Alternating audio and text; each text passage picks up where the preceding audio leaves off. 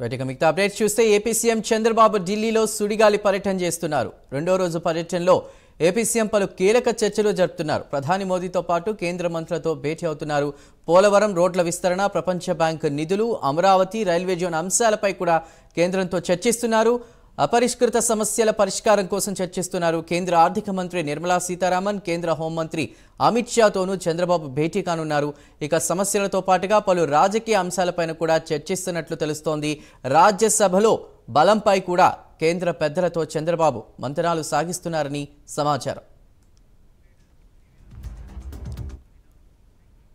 ఇదే అంశంపై మరిన్ని వివరాలని మా ఏపీ ఇన్పుట్ ఎడిటర్ టీవీరావు అందిస్తారు. టీవీరావు, చెప్పండి, అటు 2 రోజుల పర్యటనలో భాగంగా ఇవాళ రెండో రోజు చంద్రబాబు కీలక నేతలతో కూడా అక్కడ భేటీ అవుతున్నట్టు తెలుస్తోంది. అదేవిధంగా రాజకీయ కోణంలో కూడా అక్కడ మంతనాలు జరుపుతున్నట్టు తెలుస్తోంది. మీ దగ్గర ఉన్న అప్డేట్స్ ఏంటి? రైట్ చందు, హస్తినలో చంద్రబాబు నాయుడు పర్యటన ఈరోజు రెండో రోజున సాగుతోంది. నిన్న ప్రధాని నరేంద్ర మోదీతో సమావేశమైన చంద్రబాబు నాయుడు రాష్ట్రానికి సంబంధించిన పలు రాజకీయ అంశాలతో పాటు తిరుపతి లడ్డు వ్యవహారం కూడా చర్చకొచ్చినట్టు సమాచారం. మరి దీంతో పాటుగా రాష్ట్రాన్ని ఆదుకోవాల్సినటువంటి పరిస్థితి ఖచ్చితంగా కేంద్రంపై ఉన్నది. ప్రస్తుతం ఆ రాష్ట్రం ఆర్థిక పరిస్థితి బేలగా ఉంది కాబట్టి దీనిలో కేంద్రం జోక్యం అవసరమని ప్రతిపాదించిన మీదట నరేంద్ర మోదీ పూర్తి స్థాయిలో ఆంధ్రప్రదేశ్కు మద్దతు ప్రకటిస్తానని చెప్పడం, ఇదే అంశాన్ని చంద్రబాబు నాయుడు ట్వీట్ ద్వారా వెల్లడి చేయడం, ఇది శుభపరిణామంగా తాను చెప్పడం జరిగింది. అంతేకాకుండా రాష్ట్రానికి ప్రధాని మోదీ పూర్తిగా మద్దతు ప్రకటిస్తానన్నారు కాబట్టి దీనిపై శుభాభినందనలు కేంద్రానికి తెలుపుతున్నట్టుగా చంద్రబాబు నాయుడు కూడా ట్వీట్ చేసినటువంటి పరిస్థితి. మరి ఆ తర్వాత చూస్తే ఇక కేంద్ర మంత్రి వైష్ణవ్ను కూడా కలవడం జరిగింది. అశ్విని వైష్ణవ్ను కలిసిన మీదట రైల్వే శాఖలో ఆంధ్రప్రదేశ్కు రావాల్సినటువంటి పెట్టుబడుల అంశంపై కీలకంగా చర్చించినట్టుగా సమాచారం. అంతేకాకుండా 74,000 కోట్ల రూపాయల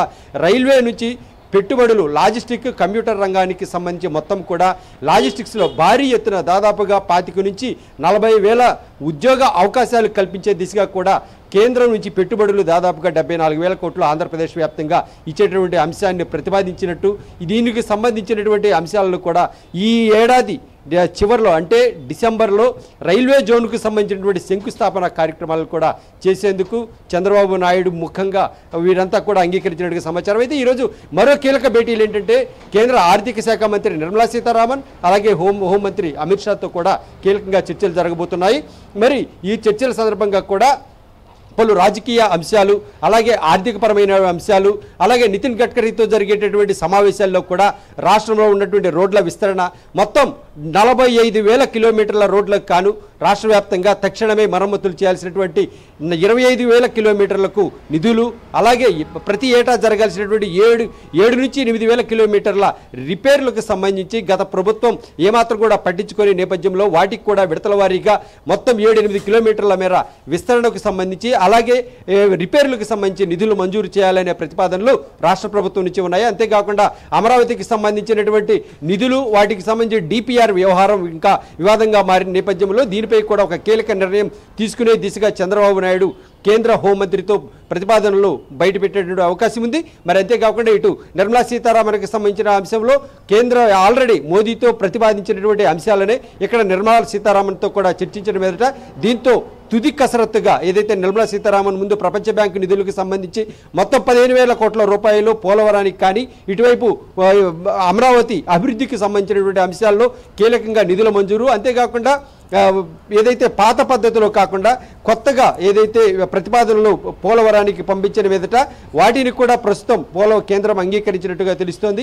వీటిపై కూడా నిర్మలా సీతారామన్ సమక్షంలో పూర్తిగా మద్దతు అలాగే అప్రూవల్స్ తీసుకునేటటువంటి ప్రతిపాదనలో చంద్రబాబు నాయుడు ఉన్నారు. వీరితో పాటుగా ఈరోజు కేంద్ర మంత్రి నితిన్ గడ్కర్, అమిత్ షా, నిర్మలా సీతారామన్తో పాటుగా ఇతర కేంద్ర మంత్రులు కూడా కలిసి రాష్ట్రానికి సంబంధించినటువంటి సమగ్ర సమాచారాన్ని, సమస్యలను, పరిష్కృత అపరిష్కృత అంశాలను కూడా ఇక్కడ ప్రతిపాదించే దిశగా చంద్రబాబు నాయుడు ఒడివడిగా అడుగులు ఇస్తున్నటువంటి పరిస్థితి. 2 రోజుల సుడిగాలి పర్యటనలో చంద్రబాబు నాయుడు తీసుకునేటువంటి నిర్ణయాలన్నీ కూడా రాష్ట్ర శ్రేయస్సు కోరే ఉంటున్నాయనేటటువంటిది చంద్రబాబు నాయుడు ఆల్రెడీ ట్వీట్ చేసిన విషయం కూడా అందరికీ తెలిసిందే అని మనం ఇక్కడ భావించుకోవాల్సి వస్తుంది.